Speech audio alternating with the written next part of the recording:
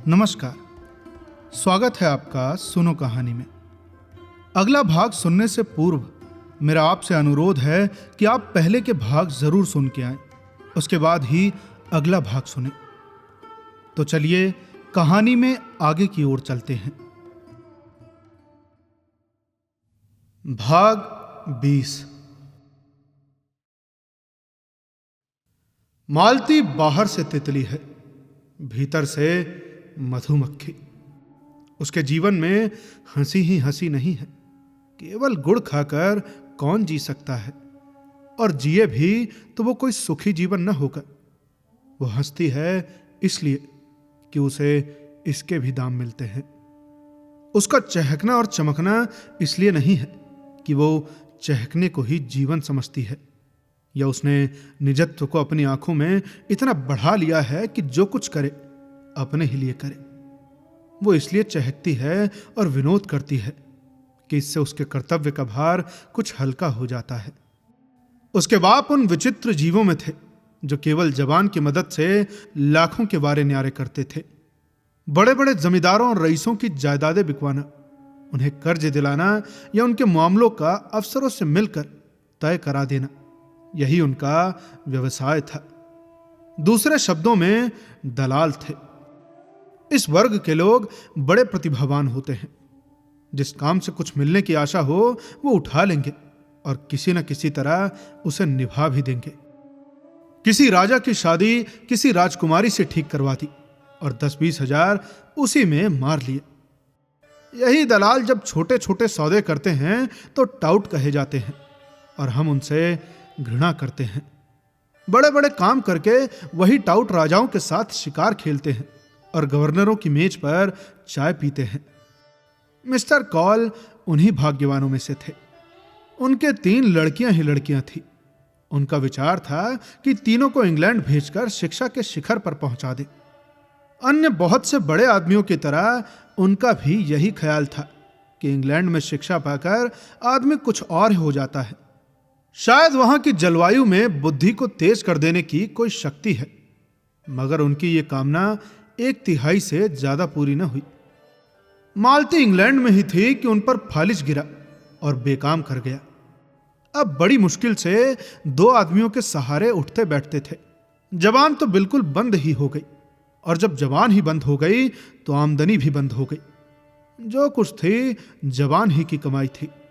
कुछ बचा कर रखने की उनकी आदत न थी।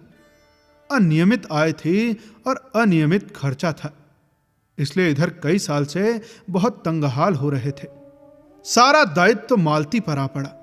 मालती के 400-500 रुपए में वो भोग विलास और ठाट भाट तो क्या निभाता। हां, इतना था कि दोनों लड़कियों की शिक्षा होती जाती थी और भले मानसों की तरह जिंदगी बसर होती थी। मालती सुबह से पहर रात तक दौड़ती रहती थी। चाहती थी कि पिता सात्विकता के साथ रहे, लेकिन पिताजी को शराब कबाब का ऐसा चस्का पड़ा था कि किसी तरह गला न छोड़ता था। कहीं से कुछ न मिलता तो एक महाजन से अपने बंगले पर प्रोनोट लिखकर 1000-2000 ले लेते थे। महाजन उनका पुराना मित्र था, जिसने उनकी बदौलत लेन देन में लाखों कमाए थे और मुरब्बत के मारे कुछ बोलता न था। उसके 25,000 चढ़ चुके थे और जब चाहता कुड़की करा सकता था, मगर मित्रता की लाज निभाता जाता था।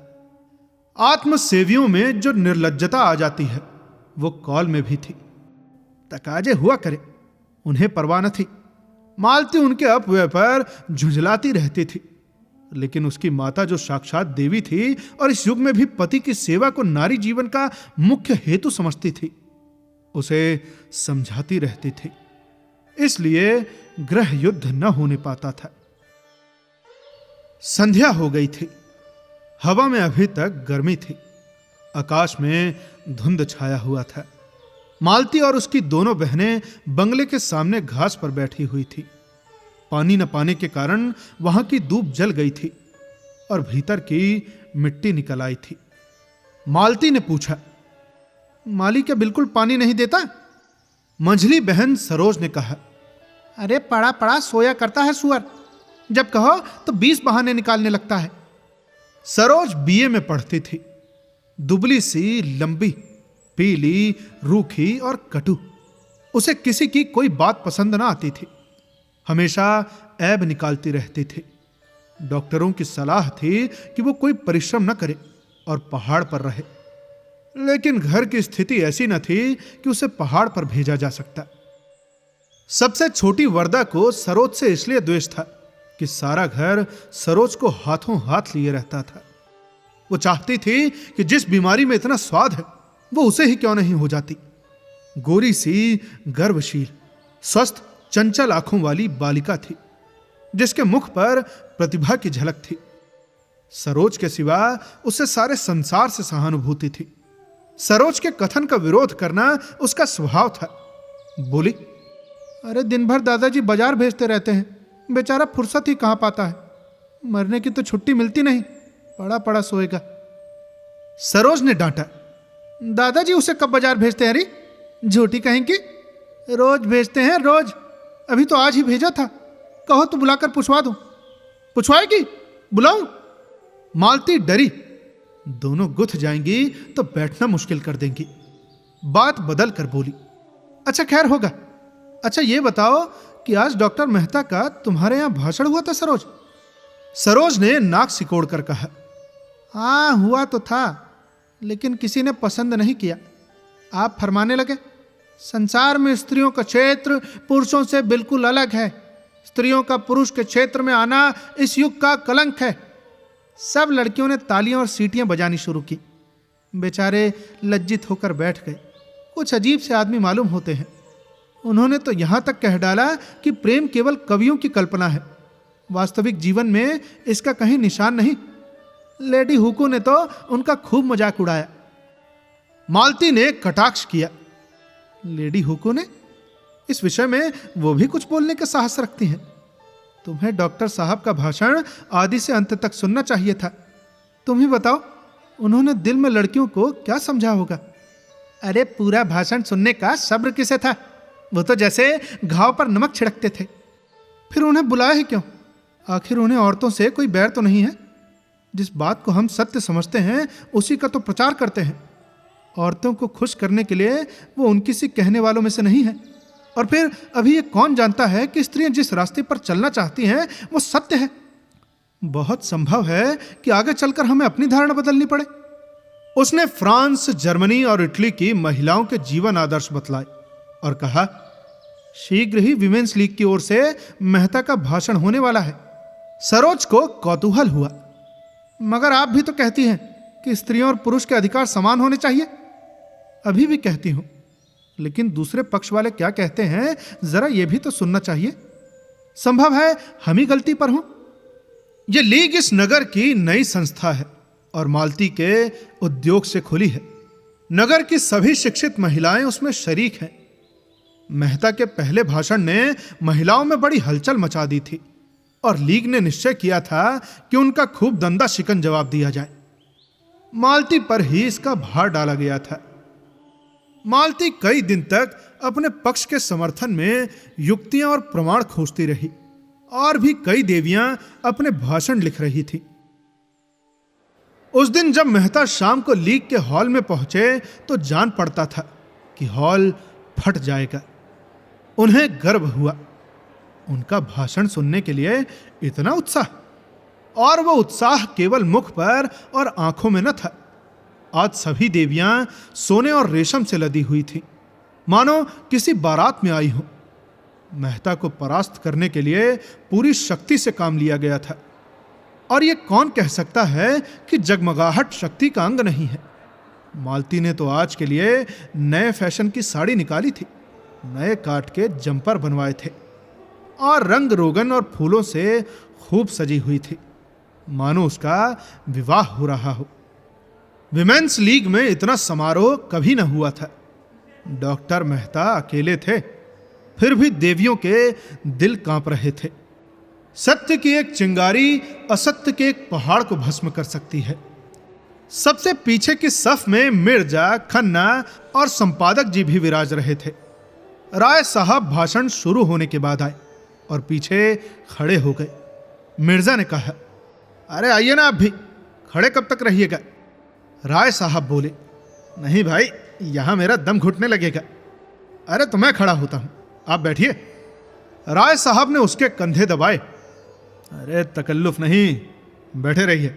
अरे मैं थक जाऊंगा तो आपको उठा दूंगा और बैठ जाऊंगा। अच्छा ये बताइए, मिस मालती सभा नेत्री हुई? अरे खन्ना साहब, कुछ इनाम दिलवाइए यार। खन्ना ने रोनी सी सूरत बनाकर कहा, अरे महाराज, अब तो मिस्टर मेहता पर निगाह है, मैं तो गिर गया। मिस्टर मेहता का भाषण शुरू हुआ। देवियों, जब मैं इस तरह आपको संबोधित करता हूं तो आपको कोई बात खटकती नहीं, क्योंकि आप इस सम्मान को अपना अधिकार समझती हैं। लेकिन आपने किसी महिला को पुरुषों के प्रति देवता का व्यवहार करते सुना है? उसे आप देवता कहें तो वो समझेगा कि आप उसे बना रही हैं। आपके पास दान देने के लिए दया है, श्रद्धा है, त्याग है। पुरुष के पास दान देने के लिए क्या है? वो देवता नहीं, लेवता है। वो अधिकार के लिए हिंसा करता है, संग्राम करता है, कलह करता है। इतना सुनते ही तालियां बजी। राय साहब ने कहा, औरतों को खुश करने का इसने कितना अच्छा ढंग निकाला। बिजली संपादक को बुरा लगा। अरे कोई नई बात नहीं, मैं तो कितनी ही बार ये भाव व्यक्त कर चुका हूं। मेहता आगे बढ़े, इसलिए जब मैं देखता हूं हमारी उन्नत विचारों वाली देवियां उस दया और श्रद्धा और त्याग के जीवन से असंतुष्ट होकर संग्राम और कलह और हिंसा के जीवन की ओर दौड़ रही हैं और समझ रही हैं कि यही सुख का स्वर्ग है, तो मैं उन्हें बधाई नहीं दे सकता। मिसेज खन्ना ने मालती की ओर सगर्व नेत्रों से देखा। मालती ने गर्दन झुका ली। खुर्शीद बोले, अब कहिए। अरे भाई, मेहता दिलेर आदमी है, सच्ची बात कहता है, और वो भी मुंह पर। बिजली संपादक ने नाक सिकोड़ी। अरे भाई, अब वो दिन लद गए जब देवियां इन चकमों में आ जाती थीं। उनके अधिकार हड़पते जाओ और कहते जाओ कि आप तो देवी हैं, लक्ष्मी हैं, माता हैं। मेहता आगे बढ़े। स्त्री को पुरुष के रूप में, पुरुष के कर्म में रत देखकर मुझे उसी तरह वेदना होती है जैसे पुरुष को स्त्री के रूप में स्त्री के कर्म करते देखकर। मुझे विश्वास है ऐसे पुरुषों को आप अपने विश्वास और प्रेम का पात्र नहीं समझती, और मैं आपको विश्वास दिलाता हूं कि ऐसी स्त्री भी पुरुष के प्रेम और श्रद्धा का पात्र नहीं बन सकती। खन्ना के चेहरे पर दिल की खुशी चमक उठी। राय साहब ने चुटकी ली। अरे वाह, आप बहुत खुश है खन्ना जी। खन्ना बोली, अब मालती मिले तो पूछूं कि अब कहिए। मेहता आगे बढ़े। मैं प्राणियों के विकास में स्त्री के पद को पुरुष के पद से श्रेष्ठ समझता हूं, उसी तरह जैसे प्रेम और त्याग और श्रद्धा को हिंसा और संग्राम और कलह से श्रेष्ठ समझता हूं। अगर हमारी देवियां सृष्टि और पालन के देव मंदिर से हिंसा और कलह के दानव क्षेत्र में आना चाहती हैं, तो उससे समाज का कल्याण न होगा। मैं इस विषय में दृढ़ हूं। पुरुष ने अपने अभिमान में अपनी दानवी कीर्ति को अधिक महत्व दिया है। वो अपने भाई का स्वत्व छीनकर उसका रक्त बहाकर समझने लगा कि उसने बहुत बड़ी विजय पाई। अरे जिन शिशुओं को देवियों ने अपने रक्त से सिरजा और पाला, उन्हें बम और मशीन गन और सहस्त्रों टैंक का शिकार बनाकर वो अपने को विजेता समझता है।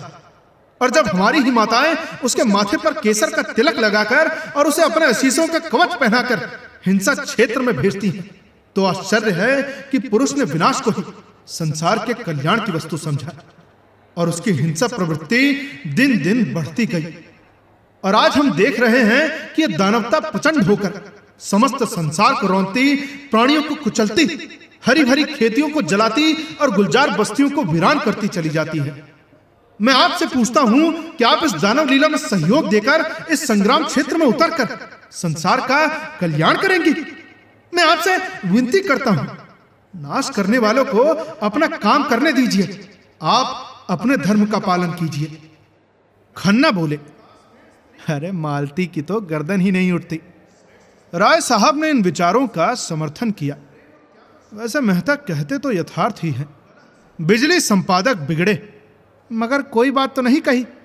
अरे नारी आंदोलन के विरोधी इन्हीं ऊटपटांग बातों की शरण लिया करते हैं। मैं इसे मानता ही नहीं कि त्याग और प्रेम से संसार की उन्नति की। संसार ने उन्नति की है पौरुष से, पराक्रम से, बुद्धि से, बल से और तेज से। तभी खुर्शेद ने कहा, अच्छा सुनने दीजिएगा या अपने ही गाए जाइएगा। मेहता का भाषण जारी था। देवियों, मैं उन लोगों में नहीं हूं जो कहते हैं कि स्त्री और पुरुष में समान शक्तियां हैं, समान प्रवृत्तियां हैं और उनमें कोई विभिन्नता नहीं है। इससे भयंकर असत्य की मैं कल्पना नहीं कर सकता। यह वो असत्य है जो युग युगांतरों से संचित अनुभव को उसी तरह ढक लेना चाहता है जैसे बादल का एक टुकड़ा सूर्य को ढक लेता है। मैं आपको सचेत किए देता हूं कि आप इस जाल में न फंसे। स्त्री पुरुष से उतनी ही श्रेष्ठ है जितना प्रकाश अंधेरे से। मनुष्य के लिए क्षमा और त्याग और अहिंसा जीवन के उच्चतम आदर्श हैं। नारी इस आदर्श को प्राप्त कर चुकी है। पुरुष तो धर्म और आध्यात्म और ऋषियों का आश्रय लेकर उस लक्ष्य पर पहुंचने के लिए सदियों से जोर मार रहा है, पर सफल नहीं हो सका। मैं कहता हूं उसका सारा अध्यात्म और योग एक तरफ और नारियों का त्याग एक तरफ। तालियां बजी और हॉल हिल उठा। राय साहब ने गदगद होकर कहा, अरे भाई, मेहता वही कहते हैं जो इनके दिल में है। ओंकार नाथ ने टीका की, लेकिन बातें सभी पुरानी हैं, सड़ी हुई। अरे भाई, पुरानी बात भी आत्मबल के साथ कही जाती है तो नई हो जाती है। हाँ, जो 1000 रुपये हर महीने फटकार कर विलास में उड़ाता हो, उसमें आत्मबल जैसी वस्तु नहीं रह सकती। ये केवल पुराने विचार की नारियों और पुरुषों को प्रसन्न करने के ढंग है। खन्ना ने मालती की ओर देखा। ये क्यों फूली जा रही हैं? इन्हें तो शर्माना चाहिए। खुर्शेद ने खन्ना को उकसाया। अरे अब तुम भी एक तकरीर कर डालो खन्ना, नहीं मेहता तुम्हें उखाड़ फेंकेगा। भाई, आधा मैदान तो उसने अभी मार लिया है। खन्ना खिसिया कर बोले, हाँ, मेरी न कहिए, मैंने तो ऐसी कितनी चिड़ियां फंसा कर छोड़ दी हैं। राय साहब ने खुर्शेद की तरफ आंख मारकर कहा, अरे आजकल आप महिला समाज की तरफ आते जाते हैं, सच कहना, कितना चंदा दिया? खन्ना पर झेप छा गई। अरे भाई, मैं ऐसे समाजों को चंदे नहीं दिया करता जो कला का ढोंग रचकर दुराचार फैलाते हैं। मेहता का भाषण जारी था। पुरुष कहता है, जितने दार्शनिक और वैज्ञानिक आविष्कारक हुए हैं वो सब पुरुष थे। जितने बड़े बड़े महात्मा हुए हैं वो सब पुरुष थे। सभी योद्धा, सभी राजनीति के आचार्य, बड़े बड़े नाविक, सब कुछ पुरुष थे। लेकिन इन बड़ों बड़ों के समूहों ने मिलकर किया क्या? महात्माओं और धर्म प्रवर्तकों ने संसार में रक्त की नदियां बहाने और वैमनस्य की आग भड़काने के सिवा और किया ही क्या है? योद्धाओं ने भाइयों की गर्दन काटने के सिवा और क्या यादगार छोड़ी?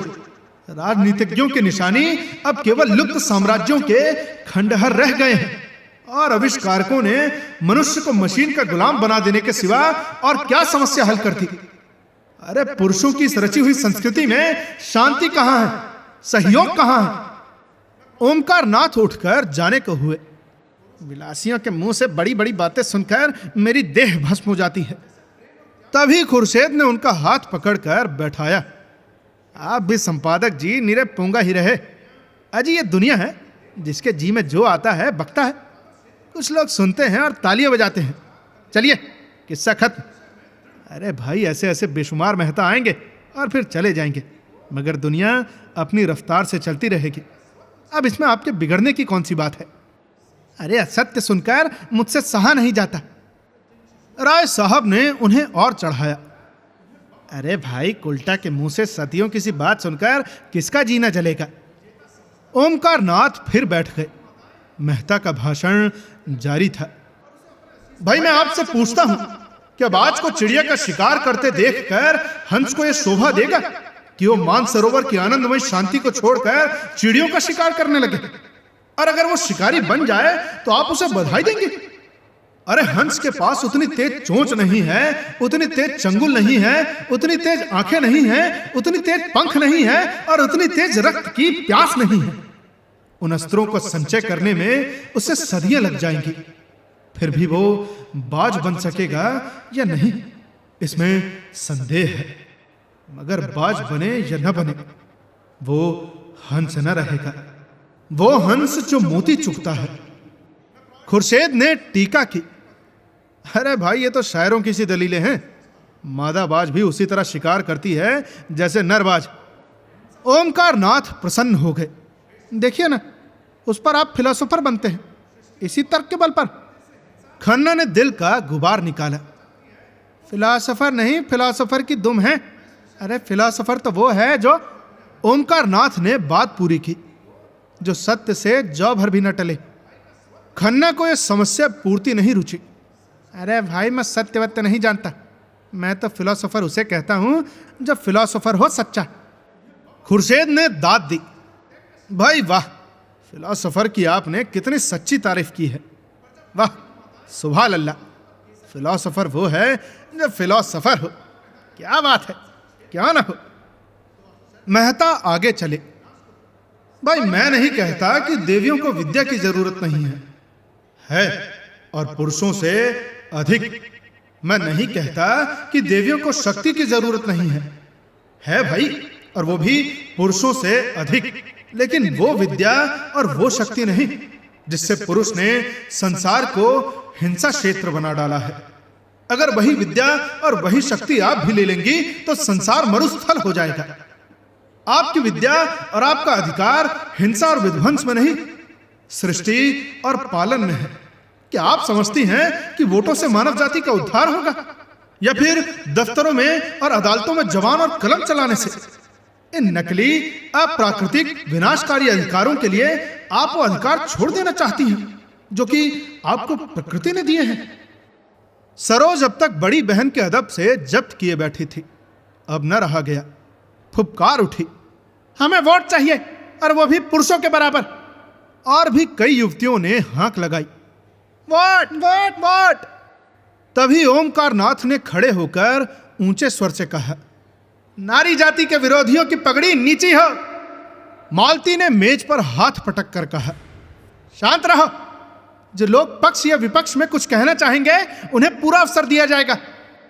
इसके बाद मेहता फिर बोले, अरे भाई, वोट नए युग का माया जाल है, मरीचिका है, कलंक है, धोखा है। उसके चक्कर में पड़कर आप न इधर की होंगी न उधर की। कौन कहता है कि आपका क्षेत्र संकुचित है और उसमें आपको अभिव्यक्ति का अवकाश नहीं मिलता? अरे हम सभी पहले मनुष्य हैं, पीछे और कुछ। हमारा जीवन हमारा घर है, वहीं हमारी सृष्टि होती है, वहीं हमारा पालन होता है, वहीं जीवन के सारे व्यापार होते हैं। अगर वो क्षेत्र परिमित है तो अपरिमित कौन सा क्षेत्र है? क्या वो संघर्ष जहां संगठित अपहरण है? अरे भाई, जिस कारखाने में मनुष्य और उसका भाग्य बनता है उसे छोड़कर आप उन कारखानों में जाना चाहती हैं जहां मनुष्य पीसा जाता है, जहां उसका रक्त निकाला जाता है। मिर्जा ने टोका, अरे मेहता साहब, पुरुषों के जुल्म नहीं, उनमें बगावत की, ये स्पिरिट पैदा की है। मेहता बोले, बेशक पुरुषों ने अन्याय किया है, लेकिन आपका यह जवाब नहीं। अन्याय को मिटाइए, लेकिन अपने को मिटाकर नहीं। मालती बोली, लेकिन नारियां इसलिए अधिकार चाहती हैं कि उनका सदुपयोग करें और पुरुषों को उनका दुरुपयोग करने से रोकें। मेहता ने उत्तर दिया, संसार में सबसे बड़े अधिकार सेवा और त्याग से मिलते हैं, और वो आपको मिले हुए हैं। अरे भाई, उन अधिकारों के सामने वोट कोई चीज नहीं। मुझे तो खेद है कि हमारी बहनें पश्चिम का आदर्श ले रही हैं, जहां नारी ने अपना पद खो दिया है और स्वामिनी से गिरकर विलास की वस्तु बन गई है। पश्चिम की स्त्री स्वच्छंद होना चाहती है इसलिए कि वो अधिक से अधिक विलास कर सके, मगर हमारी माताओं का आदर्श कभी विलास नहीं रहा। उन्होंने केवल सेवा के अधिकार से सदैव गृहस्थी का संचालन किया है। पश्चिम में जो चीजें अच्छी हैं वो उनसे लीजिए। संस्कृति में सदैव आदान प्रदान होता आया है, लेकिन अंधी नकल तो मानसिक दुर्बलता का ही लक्षण है। पश्चिम की स्त्री आज गृह स्वामिनी नहीं रहना चाहती। भोग की विदग्ध लालसा ने उसे उच्छृंखल बना दिया है। वो अपने लज्जा और गरिमा को, जो उसकी सबसे बड़ी विभूति थी, चंचलता और आमोद प्रमोद पर होम कर रही है। जब मैं वहां की शिक्षित बालिकाओं को अपने रूप का या भरी हुई गोल बाहों का या अपने नग्नता का प्रदर्शन करते देखता हूं तो मुझे उन पर दया आती है। उनकी लालसाओं ने उन्हें इतना पराभूत कर दिया है कि वो अपने लज्जा की भी रक्षा नहीं कर सकती। नारी की इससे अधिक और क्या अधोगति हो सकती है? राय साहब ने तालियां बजाई और हॉल तालियों से गूंज उठा, जैसे पटाखों की लड़ियां छूट रही हों। मिर्जा साहब ने संपादक जी से कहा, भाई इसका जवाब तो आपके पास भी ना होगा। संपादक जी ने विरक्त मन से कहा, सारे व्याख्यान में उन्होंने यही एक बात सत्य कही है। तब तो आप भी मेहता के मुरीद हुए? जी नहीं, अपने लोग किसी के मुरीद नहीं होते। मैं इसका जवाब ढूंढ निकालूंगा, बिजली में देखिएगा। तो भाई इसके माने तो यह है कि आप हक की तलाश नहीं करते, सिर्फ अपने पक्ष के लिए लड़ना चाहते हैं। राय साहब ने आड़े हाथों लिया, और इसी पर आपको अपने सत्य प्रेम का अभिमान है। संपादक जी अविचल रहे, भाई वकील का काम अपने मुवक्किल का हित देखना है, सत्य या असत्य का निराकरण नहीं। तो यूं कहिए कि आप औरतों के वकील हैं। मैं उन सभी लोगों का वकील हूं जो निर्बल हैं, निस्सहाय हैं, पीड़ित हैं। बड़े बेहया हो यार। मेहता जी आगे बढ़े, और ये पुरुषों का षड्यंत्र है, देवियों को ऊंचे शिखर से खींचकर अपने बराबर बनाने के लिए। उन पुरुषों का जो कायर हैं, जिनमें वैवाहिक जीवन का दायित्व संभालने की क्षमता नहीं है, जो स्वच्छंद काम क्रीड़ा की तरंगों में सांडों की भांति दूसरों की हरी भरी खेती में मुंह डालकर अपने कुत्सित लालसाओं को तृप्त करना चाहते हैं। पश्चिम में इनका षड्यंत्र सफल हो गया और देवियां तितलियां बन गई। मुझे यह कहते हुए शर्म आती है कि इस त्याग और तपस्या की भूमि भारत में भी अब वही हवा चलने लगी है। विशेषकर हमारी शिक्षित बहनों पर वो जादू बड़ी तेजी से चढ़ रहा है। वो गृहिणी का आदर्श त्याग कर तितलियों का रंग पकड़ रही हैं। सरोज उत्तेजित होकर बोली, हम पुरुषों से सलाह नहीं मांगते। अगर वो अपने बारे में स्वतंत्र हैं तो स्त्रियां भी अपने विषय में स्वतंत्र हैं। युवतियां अब विवाह को पेशा नहीं बनाना चाहती, वो केवल प्रेम के आधार पर विवाह करेंगी। जोर से तालियां बजी, विशेषकर अगली पंक्ति में जहां महिलाएं थीं। मेहता ने जवाब दिया, अरे जिसे तुम प्रेम कहती हो वो धोखा है, उद्दीप्त लालसा का रूप। उसी तरह जैसे सन्यास केवल भीख मांगने का संस्कृत रूप है, वो प्रेम अगर विवाहिक जीवन में कम है तो मुक्त विलास में बिल्कुल नहीं है। सच्चा आनंद, सच्ची शांति केवल सेवा व्रत में है। सेवा ही वो सीमेंट है जो दंपत्ति को जीवन पर्यंत स्नेह और साहचर्य में जोड़े रख सकता है, जिस पर बड़े बड़े आघातों का भी कोई असर नहीं होता। जहां सेवा का अभाव है वहीं विवाह विच्छेद है, परित्याग है, अविश्वास है। और आपके ऊपर पुरुष जीवन की नौका का कर्णधार होने के कारण जिम्मेदारी ज्यादा है।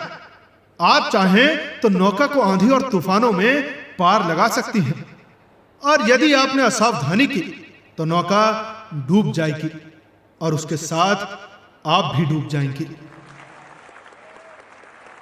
भाषण समाप्त हो गया। विषय विवादग्रस्त था और कई महिलाओं ने जवाब देने की अनुमति मांगी, मगर देर बहुत हो गई थी। इसलिए मालती ने मेहता को धन्यवाद देकर सभा भंग कर दी। हां, यह सूचना अवश्य दे दी गई कि अगले रविवार को इसी विषय पर कई देवियां अपने विचार प्रकट करेंगी। राय साहब ने मेहता को बधाई दी। आपने मेरे मन की बातें कही मिस्टर मेहता, मैं आपके एक एक शब्द से सहमत हूं। मालती हंसी, आप क्यों ना बधाई देंगे, चोर चोर मौसेरे भाई जो होते हैं। मगर यहां सारा उद्देश्य गरीब नारियों के ही सिर क्यों थोपा जाता है? उन्हीं के सर पर क्यों आदर्श और मर्यादा और त्याग, ये सब कुछ पालन करने का भार पटका जाता है? मेहता बोले, इसलिए कि वो बात समझती हैं। खन्ना ने मालती की ओर अपनी बड़ी बड़ी आंखों से देखकर मानो उसके मन की बात समझने की चेष्टा करते हुए कहा, डॉक्टर साहब के ये विचार मुझे तो कोई 100 साल पिछड़े हुए मालूम होते हैं। मालती ने कटु होकर पूछा, कौन से विचार? यही सेवा और कर्तव्य आदि। तो आपको ये विचार 100 साल पिछड़े हुए मालूम होते हैं? अच्छा, तो कृपा करके अपने ताजे विचार बतलाइए। दंपत्ति कैसे सुखी रह सकते हैं, इसका कोई ताजा नुस्खा है आपके पास? खन्ना खिसिया गए। बात कही मालती को खुश करने के लिए और वही तिनक उठी। ये नुस्खा तो मेहता साहब को मालूम होगा, डॉक्टर साहब ने तो बतला दिया। और आपके ख्याल में वो 100 साल पुराना है, तो नया नुस्खा आपको बतलाना चाहिए। आपको ज्ञात नहीं कि दुनिया में ऐसी बहुत सी बातें हैं जो कभी पुरानी हो नहीं सकती। समाज में इस तरह की समस्याएं हमेशा उठती रहती हैं और हमेशा उठती रहेंगी। मिसेज खन्ना बरामदे में चली गई थी। मेहता ने उनके पास जाकर प्रणाम करते हुए पूछा, प्रणाम, मेरे भाषण के विषय में आपकी क्या राय है? मिसेज खन्ना ने आंखें झुकाकर कहा, बहुत अच्छा, मगर अभी आप अविवाहित हैं। तभी नारियां देवियां हैं, श्रेष्ठ हैं, कर्णधार हैं। विवाह कर लीजिए तो पूछूंगी कि अब नारियां क्या है। और विवाह तो आपको करना पड़ेगा, क्योंकि अभी अभी आप विवाह से मुंह चुराने वाले मर्दों को कायर कह चुके हैं। मेहता हंसे, उसी के लिए तो जमीन तैयार कर रहा हूं। मिस मालती से जोड़ा भी अच्छा है, मगर शर्त यही है कि वो कुछ दिन आपके चरणों में बैठकर आपसे नारी धर्म सीखें। वही स्वार्थी पुरुषों की बात, आपने पुरुष कर्तव्य सीख लिया है। यही तो सोच रहा हूं कि किससे सीखूं। मिस्टर खन्ना आपको बहुत अच्छी तरह सिखा सकते हैं। मेहता ने कहा मारा। अरे नहीं नहीं, मैं पुरुष कर्तव्य भी आपसे ही सीखूंगा। अच्छी बात है, तो मुझी से सीखिए। पहली बात यही है कि भूल जाइए कि नारी श्रेष्ठ है और सारी जिम्मेदारी उसी पर है। श्रेष्ठ पुरुष है और उसी पर गृहस्थी का सारा भार है। नारी में सेवा और संयम और कर्तव्य सब कुछ वही पैदा कर सकता है। अगर उसमें इन बातों का अभाव है तो नारी में भी अभाव रहेगा। नारियों में आज जो ये विद्रोह है ना, इसका कारण पुरुष का इन सभी गुणों से शून्य हो जाना है। तभी मिर्जा साहब ने आकर मेहता को गोद में उठा लिया और बोले, अरे भाई मुबारक हो। मेहता ने प्रश्न की आंखों से देखा, आपको मेरी तकरीर पसंद आई? अरे तकदीर तो खैर जैसी थी वैसी थी, मगर कामयाब खूब रही। आपने परी को शीशे में उतार लिया। अपनी तकदीर सराहिए कि जिसने आज तक किसी को मुंह नहीं लगाया वो आपका कलमा पढ़ रही है। मिसेज खन्ना दबी जबान से बोली, जब नशा ठहर जाए तो कहिए। मेहता ने विरक्त भाव से कहा, अरे मेरे जैसे किताब के कीड़ों को कौन औरत पसंद करेगी देवी जी, मैं तो पक्का आदर्शवादी हूं। मिसेज खन्ना ने अपने पति को कार की तरफ जाते देखा तो उधर चली गई। मिर्जा भी बाहर निकल गए। मेहता ने मंच पर से अपनी छड़ी उठाई और बाहर जाना चाहते थे कि मालती ने आकर उनका हाथ पकड़ लिया और आग्रह भरी आंखों से बोली, आप अभी नहीं जा सकते, चलिए पापा से आपकी मुलाकात कराऊं, और आज खाना वहीं खाना है। मेहता ने कान पर हाथ रखकर कहा, अरे नहीं नहीं, मुझे क्षमा कीजिए, वहां सरोज मेरी जान खा जाएगी। मैं इन लड़कियों से बहुत घबराता हूं। अरे नहीं नहीं, मैं जिम्मा लेती हूं जो मुंह भी खोले। अच्छा आप चलिए, मैं थोड़ी देर में आऊंगा। जी नहीं, ये ना होगा, मेरी कार सरोज लेकर चल दी, आप मुझे पहुंचाने तो चलेंगे ही। दोनों मेहता की कार में बैठे। कार चली। एक क्षण बाद मेहता ने पूछा, मैंने सुना है खन्ना साहब अपनी बीवी को मारा करते हैं। तब से मुझे इनकी सूरत से नफरत हो गई। जो आदमी इतना निर्दयी हो उसे मैं आदमी नहीं समझता। उस पर आप नारी जाति के बड़े हितैषी बनते हैं। तुमने उन्हें कभी समझाया नहीं?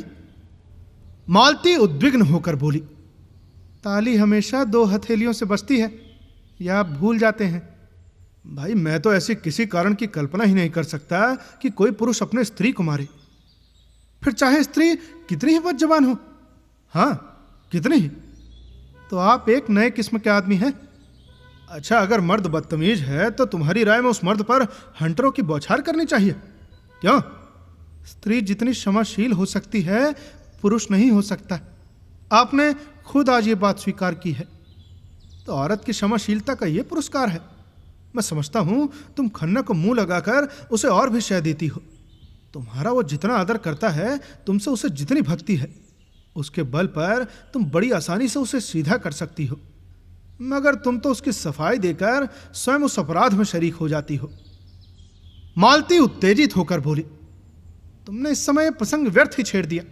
मैं किसी की बुराई नहीं करना चाहती, मगर अभी आपने गोविंदी देवी को पहचाना नहीं। आपने उनकी भोली भाली शांत मुद्रा देखकर समझ लिया कि वो देवी है।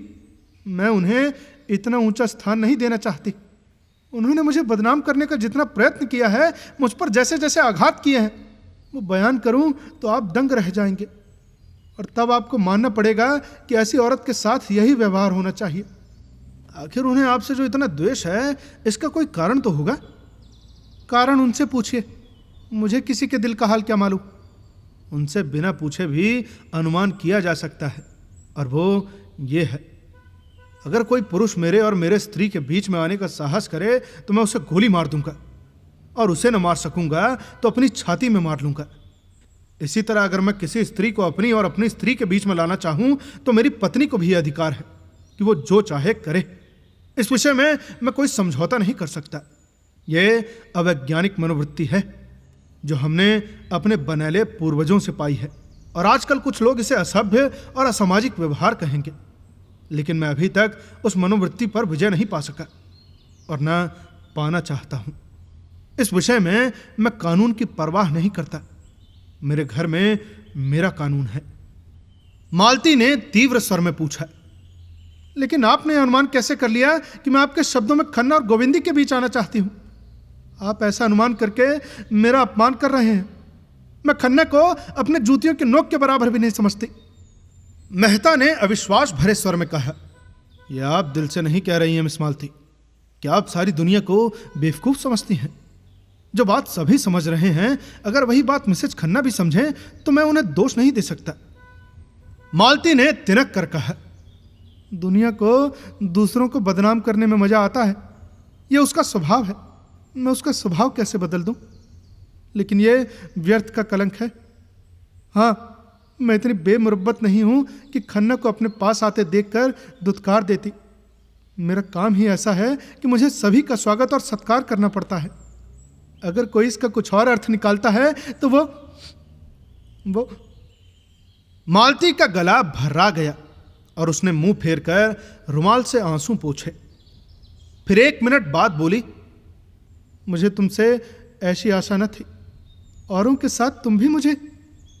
फिर कदाचित उसे अपनी दुर्बलता पर खेद हुआ। वो प्रचंड होकर बोली, आपको मुझ पर आक्षेप करने का कोई अधिकार नहीं है। अगर आप भी उन्हीं मर्दों में हैं जो किसी स्त्री पुरुष को साथ देखकर उंगली उठाए बिना नहीं रह सकते, तो शौक से उठाइए, मुझे रत्ती भर भी परवाह नहीं। अगर कोई स्त्री आपके पास बार बार किसी न किसी बहाने से आए, आपको अपना देवता समझे, हर एक बात में आपसे सलाह ले, आपके चरणों के नीचे आंखें बिछाए, आपको इशारा पाते ही आग में कूदने को तैयार हो, तो मैं दावे से कह सकती हूं आप उसकी उपेक्षा न करेंगे। और अगर आप उसे ठुकरा सकते हैं तो आप मनुष्य नहीं हैं। उसके विरुद्ध आप कितने ही तर्क और प्रमाण लाकर रख दें, लेकिन मैं मानूंगी नहीं। मैं तो कहती हूं उपेक्षा तो दूर रही, ठुकराने की बात ही क्या। आप उस नारी के चरण धो धो कर पिएंगे, और बहुत दिन गुजरने के पहले वो आपकी हृदयेश्वरी होगी। मैं आपसे हाथ जोड़कर कहती हूं, मेरे सामने खन्ना का कभी नाम न लीजिएगा। मेहता ने इस ज्वाला में मानो हाथ सेकते हुए कहा, शर्त यही है कि मैं खन्ना को आपके साथ न देखूं। मैं मानवता की हत्या नहीं कर सकती। वो आएंगे तो मैं उन्हें दुरदुराऊंगी नहीं। तो फिर उनसे कहिए कि अपनी स्त्री के साथ सज्जनता से पेश आएं। अरे, मैं किसी के निजी मामले में दखल देना उचित नहीं समझती, न मुझे इसका अधिकार है।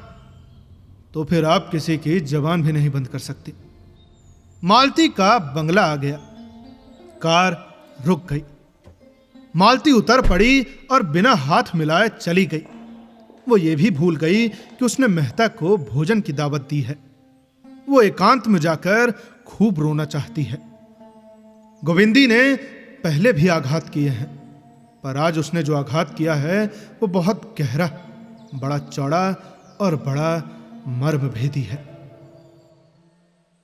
अब आगे की कहानी सुनने के लिए बने रहिए सुनो कहानी के साथ। मिलते हैं आपसे अगले भाग में।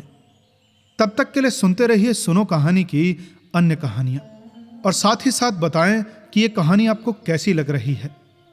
धन्यवाद।